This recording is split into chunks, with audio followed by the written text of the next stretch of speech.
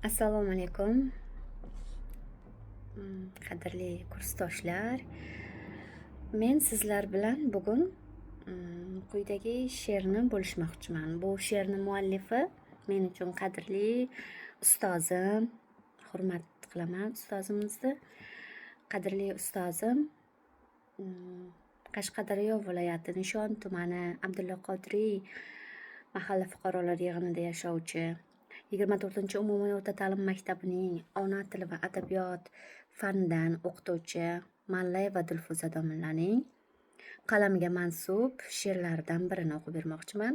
Bu ustozimni men judayam hurmat qilaman, havas qilaman. Bir necha kitoblari nashr etilgan. Bulardan bilganim Mehribonim qaydasan, Totlisan hayot nomli she'rlari. Ular bizga dars o'tganida rosa ham mazza qilib eshitaman. To'g'risi, til adabiyotiga qiziqishim ortib boradi mana shu inson dars o'tsalar.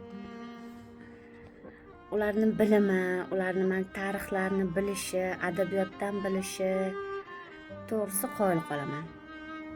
Hozir Haykal nomli she'rini sizlarga aytib beraman.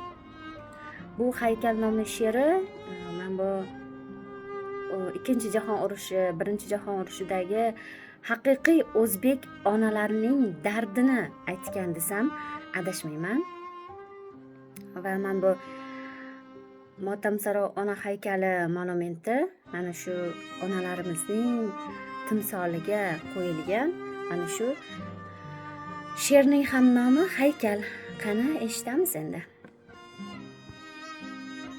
Ming bir azob bilan o'stirgan o'g'li dahshatli urushga olib ketishdi. Bechora volida tutgancha qo'lin bittagina kemtik nonga erishdi. Yolg'iz yodgoridan olgan kunxat sevinchin yashirmay quvnardi behad.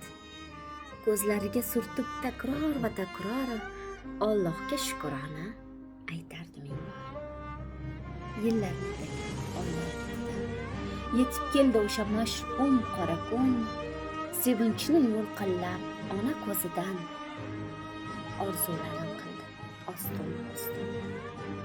Uchburchak qora so'zlar solib, olishuvda tegib ko'ksiga bir o'q, o'g'loni mardlarcha jangda o'libdi. Shunday jumla Motamsaro ona urgan faryodi larzaga keltirdi olamni ey voh. Hatto bulutlarga yetdi-yu dodi. Tinmay ko'z yosh to'kdi, tortganicha